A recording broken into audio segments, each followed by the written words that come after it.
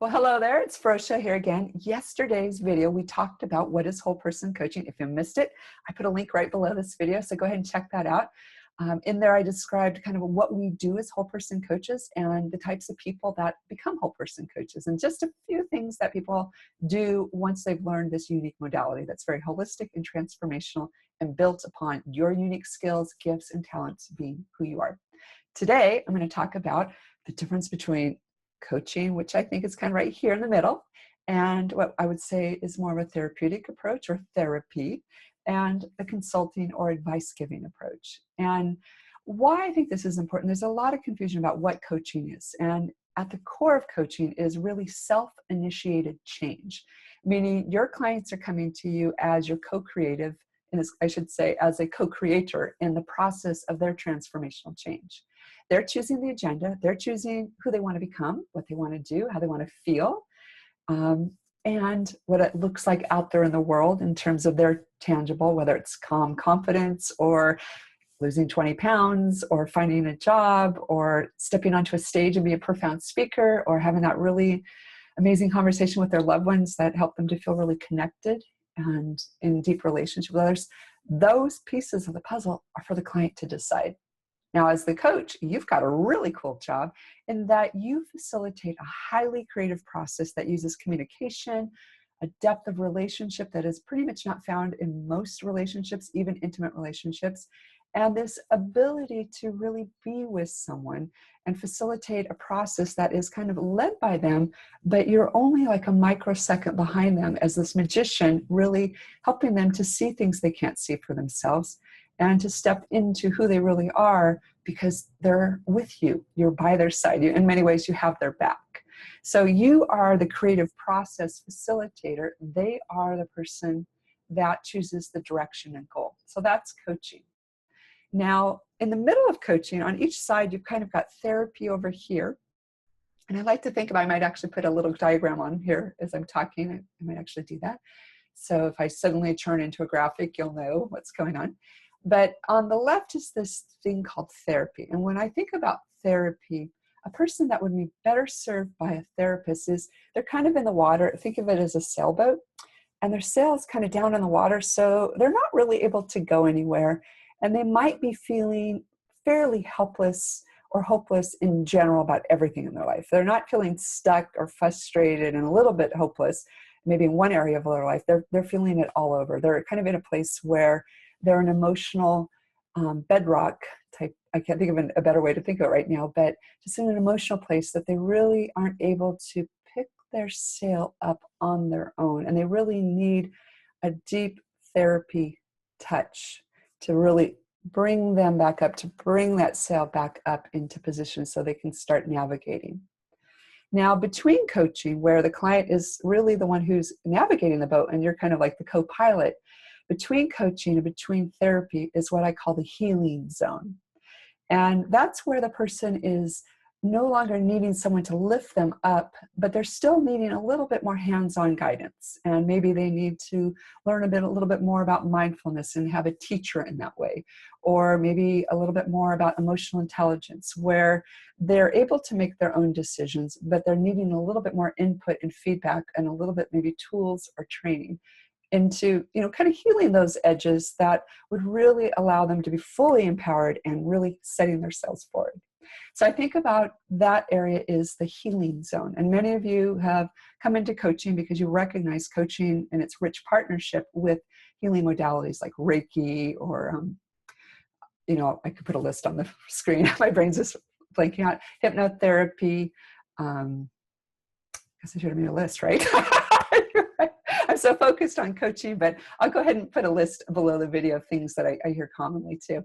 But that point being made, what I'm talking about is the coaching really partners well with a lot of healing modalities. And inside the whole person coaching training, we actually teach you some of those modalities so that in the moment, if your client goes into a place where they're needing a different kind of support, that you have some tools that you can present to them for their own self-healing. So that being said, on the other side, we've got kind of what I call the advisor or the consultant, or more so the problem solver. And the problem solver part really isn't coaching, in the sense that the problem solver is really trying to do the work all for the client. They're trying to figure it out and diagnose it and give them kind of what they need to know how to do, almost like prescription. And even though I think most people that do consulting and advising, and believe me, I do a lot of that in my former years, our heart's really in it. We really do want to solve the problem, but we're taking away our clients' ability to really step into their wholeness and become empowered and start to participate in their own navigation and their own effort and really showing it for themselves. So what I like to think about again is that far area over here is that consulting where we're doing all the work, we're solving the problems for the client, and then they leave. And guess what? That problem or that challenge can represent itself because they haven't really learned how to figure it out and deal with it on their own. But in between that consultation or that advisory or problem solving place is what I call the educator. And as the educator, which is absolutely part of the coaching, is you might be presenting your perspective if the client is interested in hearing it. You might be presenting different information or different resources. So you're educating them on different possibilities, not necessarily to solve the problem, but to give them more options so they can solve the problem. And the reason I'm doing this is over here is the therapist. A therapist is formally trained for usually 4 to 8 years, whether you do social work, psychology, psychotherapy, specific modalities within that. There's a lot of information and a lot of practice and a lot of mentoring that a person that is a therapist is given to really help someone who's gotten into a place where they're psychologically, mentally or emotionally or physically just really not able to cope. They're not able to get out of the water. But once they've gotten out of the water and their sail might be doing a little bit of dip into the water, that's where the healing modalities can really come in and also partner with the therapist. And as a coach, a lot of times, depending on your client base, you might be dipping into that healing a bit as well. And in fact, that's one of the things that we really embrace in whole person coaching is that you may be going a little bit in this direction. Of course, not so far that you are entering a territory where you could actually harm your clients. And we teach a lot around how to know where the client really needs to be seen. In other words, do they need to be seen by a therapist, or are you the right person, or perhaps someone else? Now, on this other side, also as a coach, you might be doing some education and offering some insight, some perspective, some information. And that might come from your own personal experience, your expertise, your skills, your knowledge, and things like that. But when you start to get into that deep problem solving, you might be more of a consultant. And if that's what you really love to do, you like to do all the work for people, then that might be a good career path for you. And you might enjoy coaching as a way to expand that skill set. But I just put it out there that if that really feels true for you, if that's how you want to help people, coaching probably isn't the modality you want.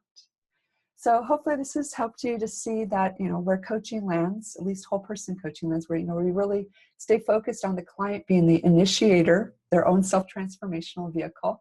But we might show the up as their real co-pilot, really helping them reflect back, see themselves, champion them, fully embrace themselves so they can totally express themselves in the world in their own unique way. And we might go a little bit into the healing using some meditative practices, mindfulness. We teach some stuff around yoga and other modalities that really are contemplative in nature, not so much teaching someone how to do something, but really facilitating that own self-awareness. Or we might be over here educating them a little bit, trying to show them some more options and possibilities. So hopefully this gives you an idea of what whole person coaching really is about. And also what we don't do. We don't do therapy, and we don't teach you how to give advice. Even though I'm betting that a lot of you probably get asked for your advice, but you probably notice that a lot of times people don't listen to your advice or they don't take action. So that's where coaching really comes in. It's a way of taking your wisdom and bringing it into someone's awareness in a way that they can really use it. So thank you so much for being here today. I realize this was a little bit longer than normal. Thanks for hanging in there with me. And tomorrow I'm going to give you another video. I'm not quite sure what it'll be, but I'll be sure to let you know as soon as I do. All right. Thank you so much. So happy that you could be here, and you have a wonderful day. Bye.